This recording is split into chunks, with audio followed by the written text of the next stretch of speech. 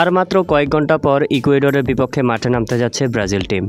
ব্রাজিলের জন্য এই ম্যাচটি অত্যন্ত গুরুত্বপূর্ণ একটি ম্যাচ, কেননা এর আগে কিন্তু ওয়ার্ল্ড কাপ কোয়ালিফায়ার ম্যাচগুলোতে ব্রাজিল তেমন একটা ভালো করতে পারেনি, অনেকগুলো ম্যাচ হেরে গেছে।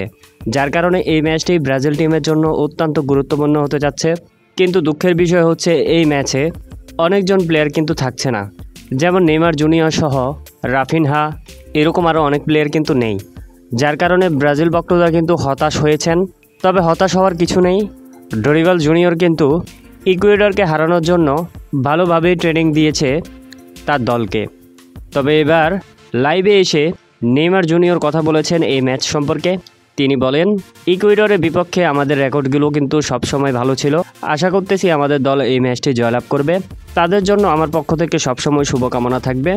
তবে যারা আমার জন্য অপেক্ষা করছেন, আমি তাদের জন্য বলবো আর কিছুদিন আপনারা ধৈর্য ধরেন, আমি খুব শীঘ্রই মাঠে ফিরছি। এমন কথাই বলেছেন নেইমার জুনিয়র।